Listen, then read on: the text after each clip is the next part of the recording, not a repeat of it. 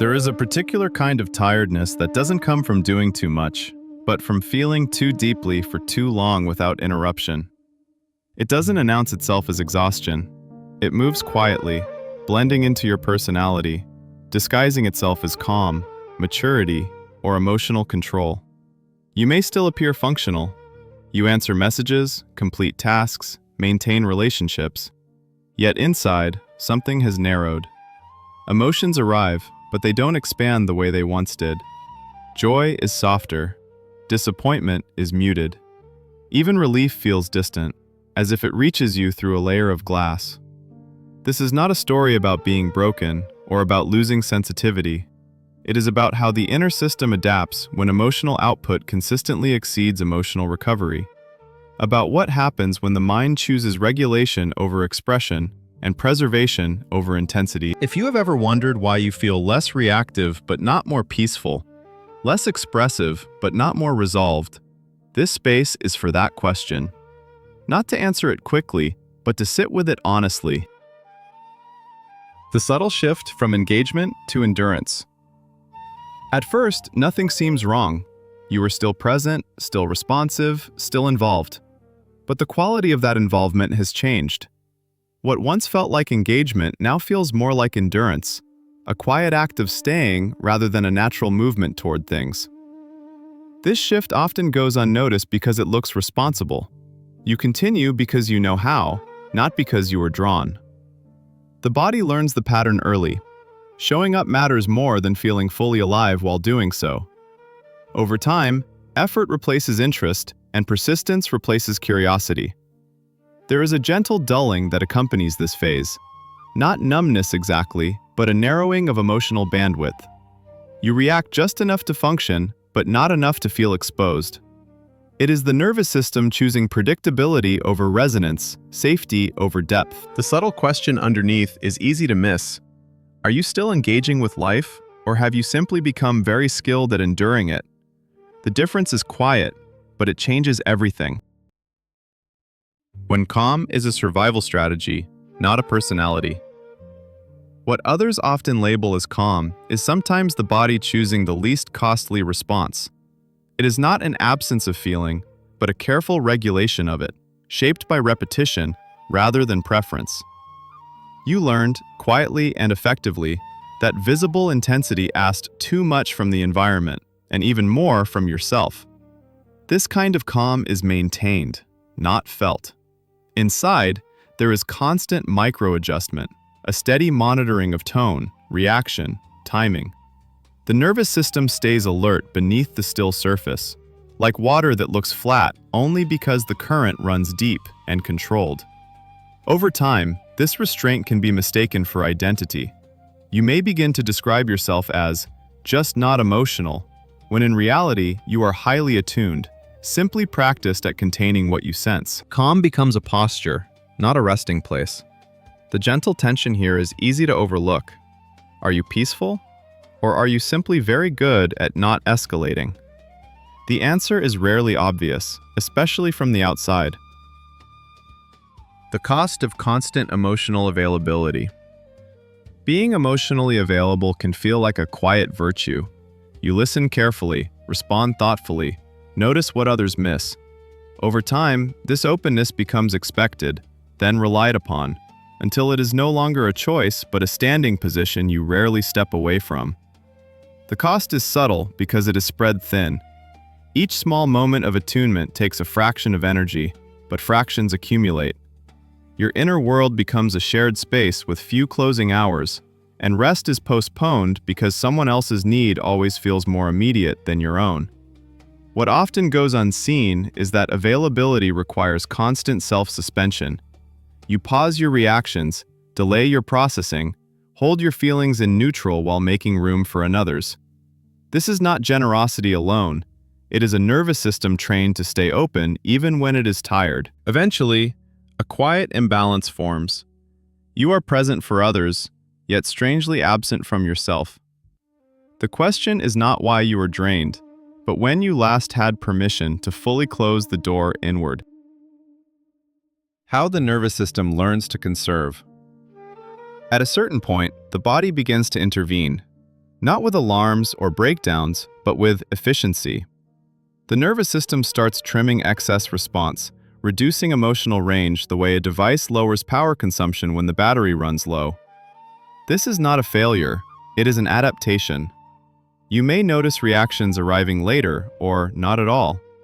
Feelings register intellectually before they land emotionally. This delay is often mistaken for detachment when it is actually a buffering system, creating space so the body is not overwhelmed all at once.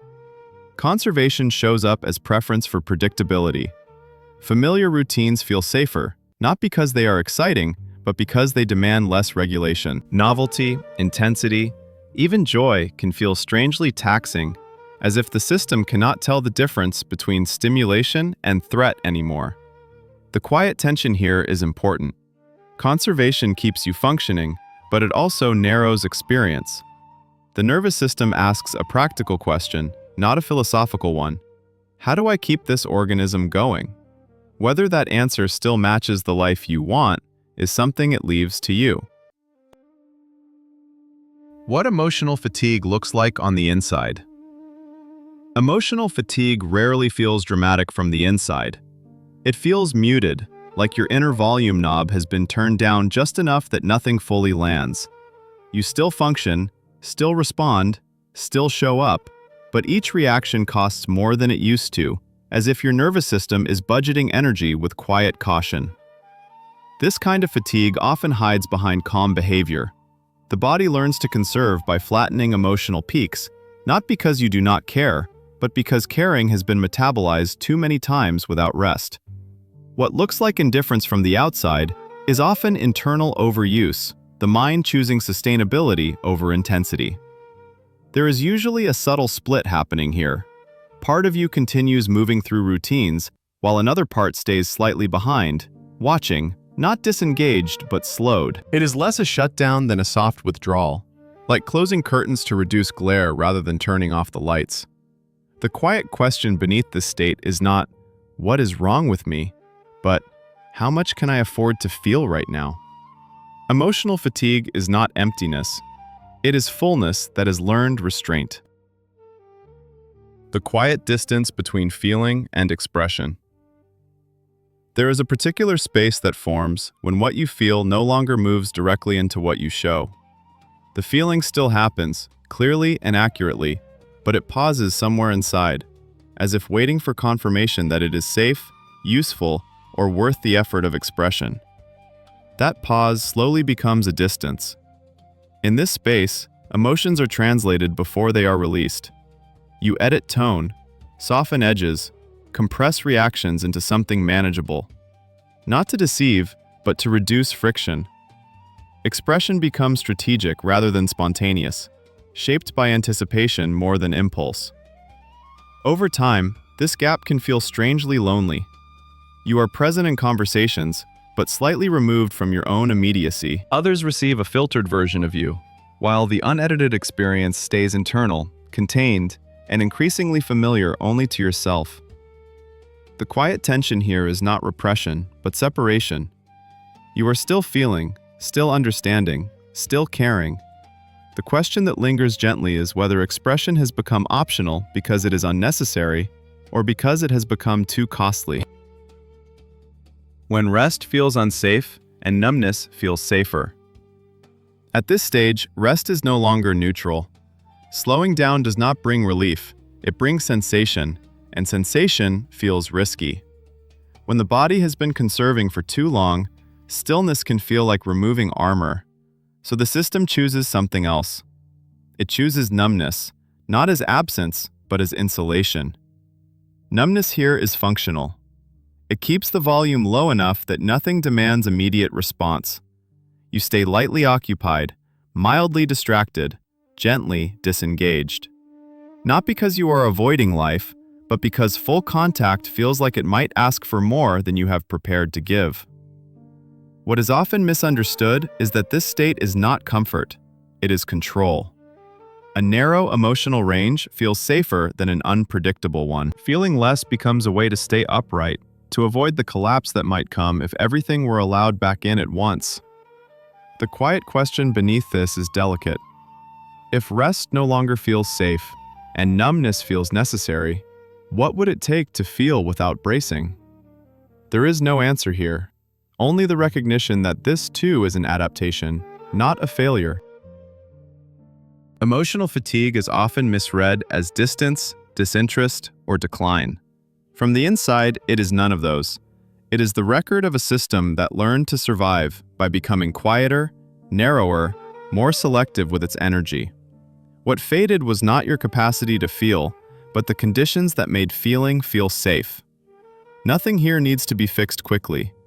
These patterns were not chosen carelessly, and they do not dissolve through force or insight alone. They soften when the body senses that intensity is no longer the price of connection, and that rest does not automatically invite overwhelm. If any part of this felt familiar, let that recognition stand on its own. Awareness is not resolution, but it is a shift in posture. Sometimes the most meaningful change begins when you stop asking yourself to feel more and start noticing how much you have already been carrying.